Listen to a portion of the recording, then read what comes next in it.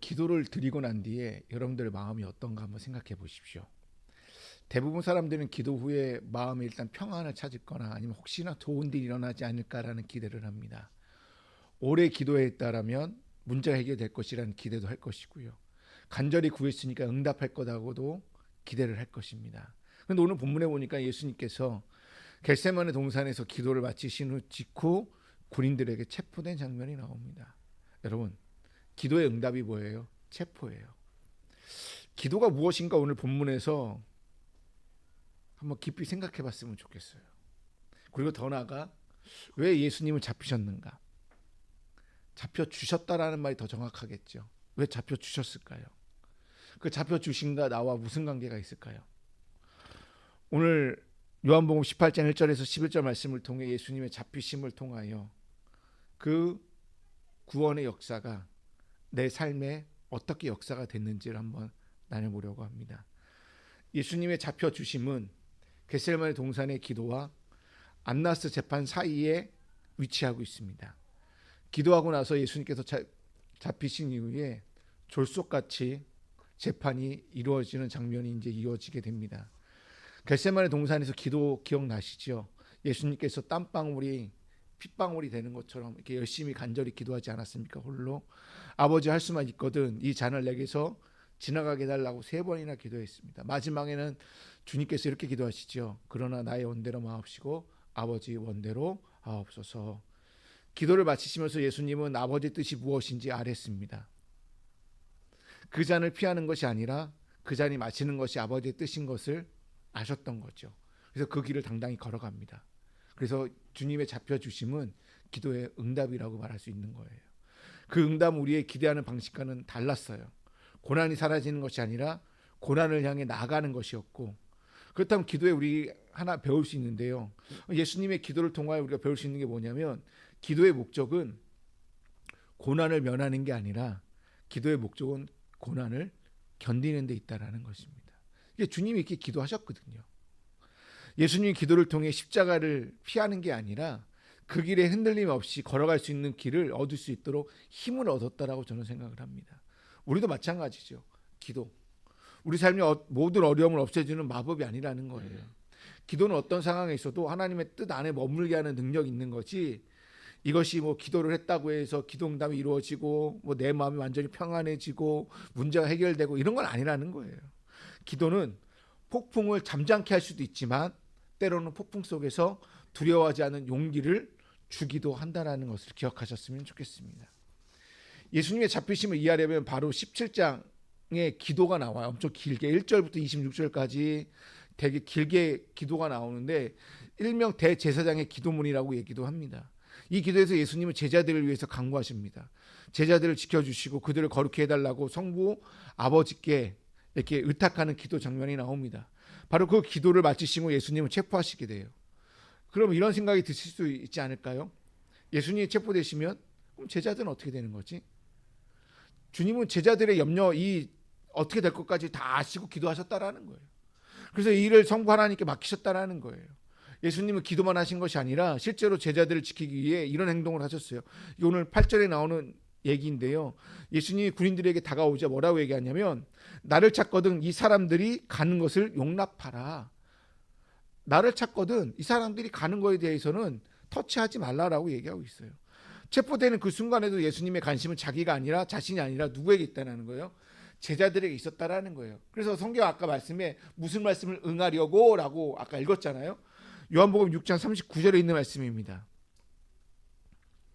나를 보내신 이의 뜻은 내게 주신 자 중에 내가 하나도 잃어버리지 아니하고 마지막 날에 다시 살리시는 이것이니라.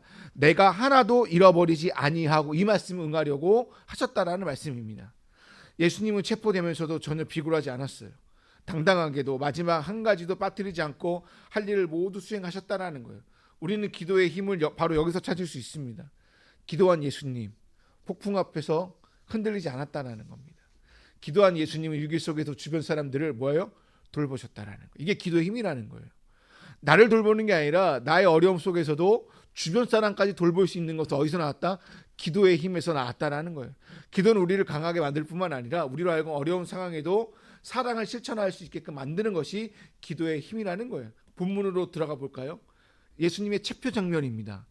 체포하는 장면이 얼마나 비열하게 진행되었는지 알 수 있어요. 첫 번째가 뭐냐면 왜 굳이 기도하고 있는 그 산에 가서 밤에 체포하라 했을까요? 왜 밤이었을까요? 낮에는 무리들 때문에 체포할 수 없는 거예요. 많은 사람들이 예수님을 따르고 있었거든요. 열광적으로 막. 그들은 어둠을 틈타 예수를 잡으러 왔다는 것입니다.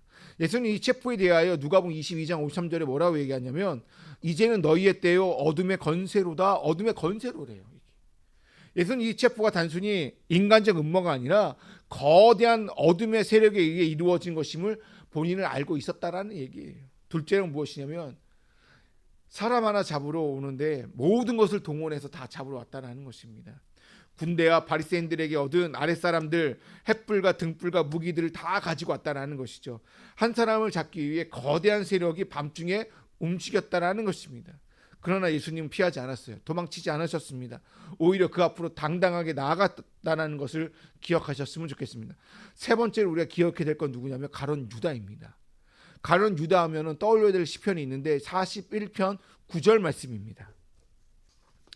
내가 신뢰하여 내 떡을 나눠 먹던 나의 가까운 친구도 나를 대적하여 그의 발꿈치를 들었나이다. 그의 발꿈치를 들었나이다. 이 발꿈치를 이렇게 들다라는 표현이 배반을 비유적으로 표현하는 간용구래요. 그러니까 이게 가룟 유다 시편이에요. 41편 9절이. 이 메시아 시편은 이미 오래전부터 유다의 배신을 예고하고 있었다라는 것이죠. 여러분 가룟 유다가 누구입니까? 예수님의 제자 아닙니까? 3년 동안 동고동락하였고 함께 먹고 자고 걷고 이야기를 나눴던 자이고 예수님의 돈깨를 맡았던 자입니다. 근데 돈 몇 푼 때문에 팔아 넘겼다라는 거죠.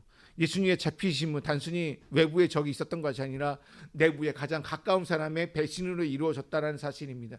이 사실을 우리가 깨달을 수 있는 거냐면 인간의 죄성이 얼마나 악하고 더럽고 추한 자라는 것을 깨달았으면 좋겠습니다. 이 장면에서 가장 극적인 순간이 나와요. 이제 군인들이 횃불을 들고 모여 있을 때 예수님 앞으로 나아가 먼저 물으세요.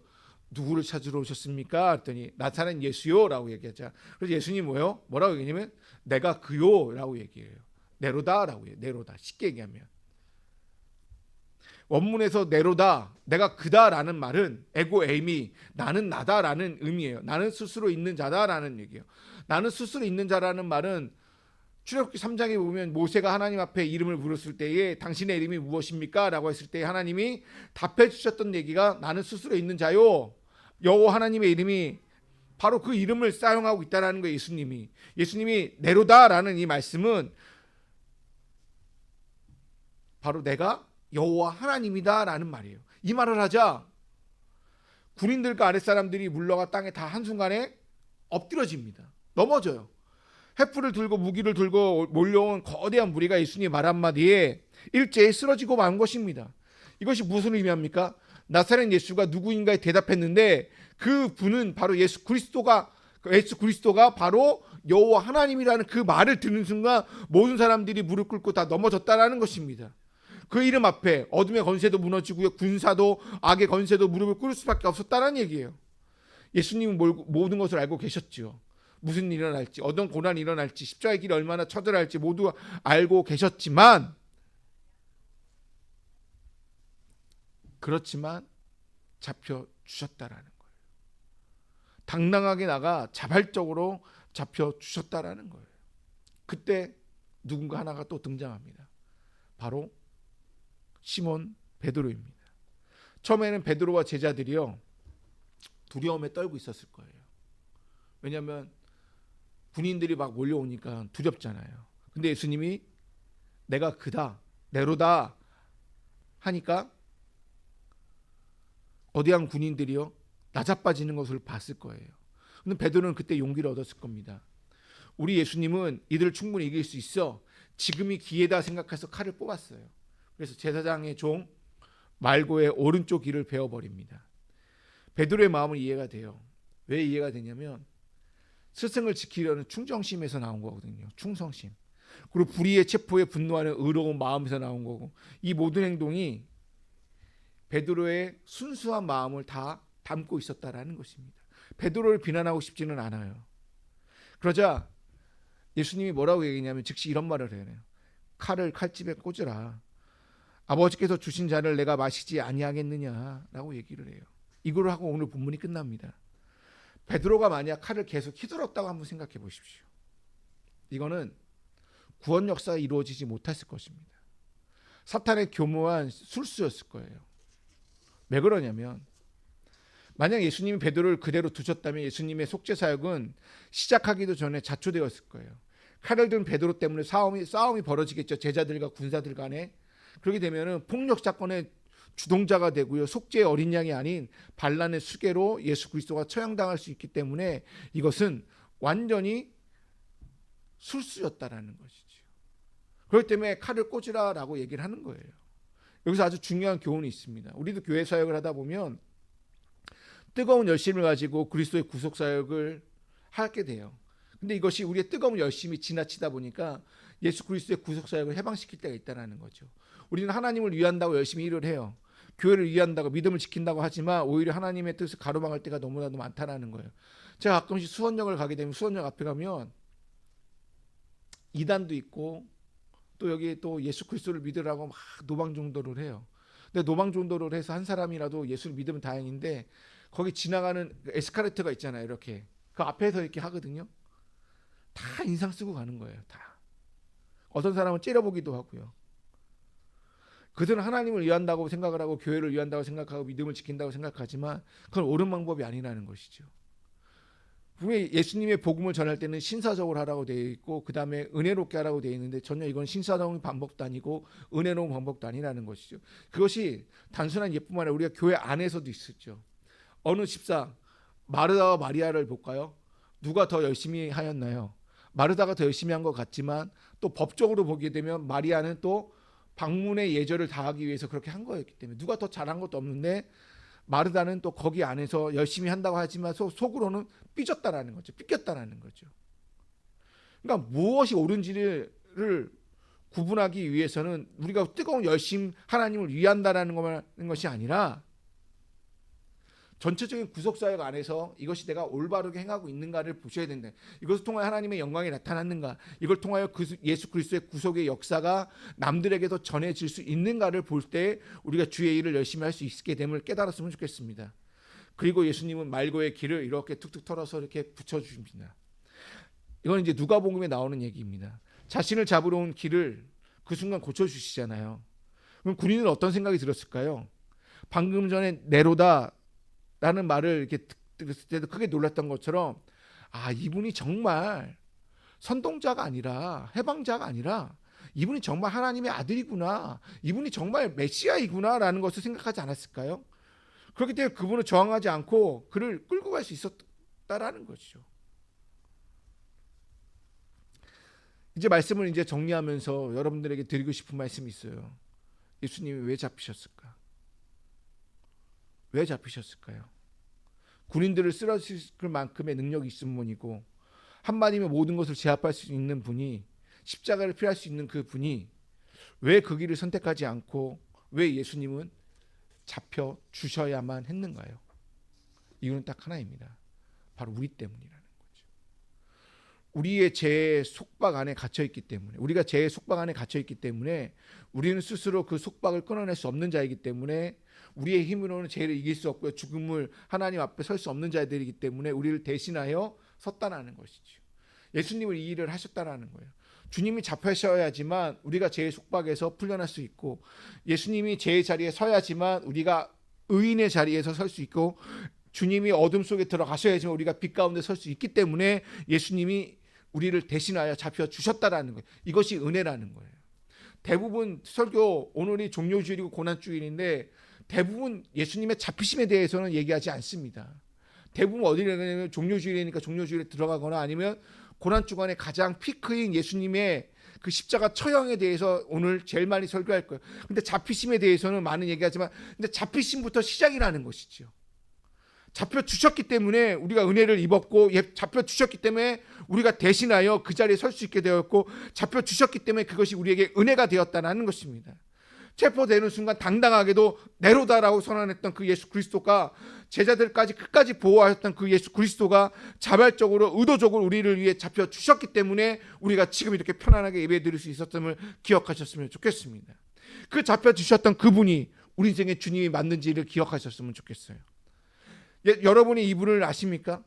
여러분이 이분을 구주로 믿을 수 있는지를 한번 생각해 보셨으면 좋겠다라는 거예요.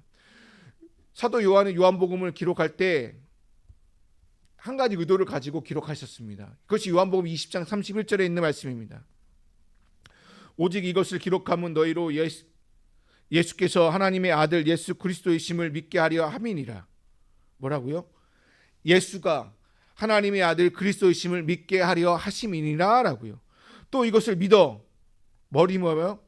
그 이름을 힘입어 생명을 얻게 하려고 이것을 기록했다는 것이죠.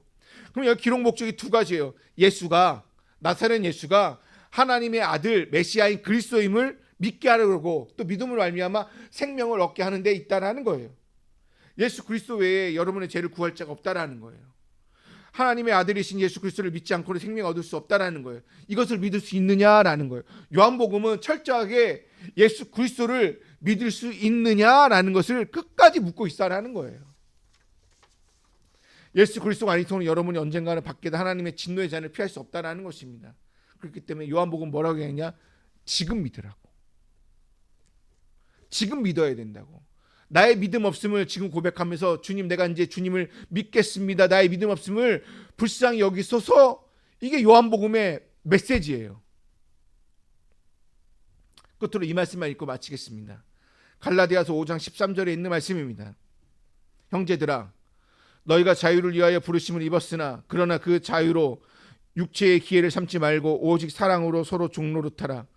여러분, 예수 그리스도가 잡혀주심으로 말미암아 우리는 자유를 얻은 자입니다. 그 자유는 거저온 게 아니라는 거예요. 예수께서 잡혀주셨기 때문에, 예수 그리스도께서 속박을 당하셨기 때문에 우리가 자유롭게 되었고 우리가 속박에서 풀려나게 되었다라는 거예요. 그렇기 때문에 이 자유는 자동으로 얻어지는 것이 아니라 그리스도를 예수로 믿는 자들에게만 주어지는 권세라는 것이죠. 머리로 아는 것이 아니라 내 마음속으로 믿어줘야 된다는 거예요. 예수 그리스도에 잡혀주신 우리의 모범이 되어주셨어요. 어둠의 세력 앞에서 흔들리지 않았던 그 예수님, 배신과 불신 앞에서 당당했던 예수님, 자신을 잡으러 온 자들에게 상처를 고쳐주었던 그 예수님이 우리 삶에 우리 길을 보여주셨다라는 거예요. 그럼 우리도 똑같다라는 것이죠. 우리도 설령 우리를 잡아갈 사람 없겠지만 우리가 어둠 속에 헤맬 때는 있을 거 아니에요. 어둠을 만날 때가 있을 거 아닙니까? 그럴 때 배신을 경험하게 될 것입니다. 불의한 일을 당하게 될 것입니다. 기도를 했는데도 고난을 당할 수도 있을 것입니다. 그때 기억하십시오. 예수 그리스도가 걸어갔던 그 길을, 기도 후에 잡혀갔던 그 길을 기하셨으면 좋겠습니다. 그 길 끝에는 잡힘과 십자가와 고난이 아니라 바로 다음 주에 있을 부활로 끝났다라는 것을 기억하셨으면 좋겠습니다.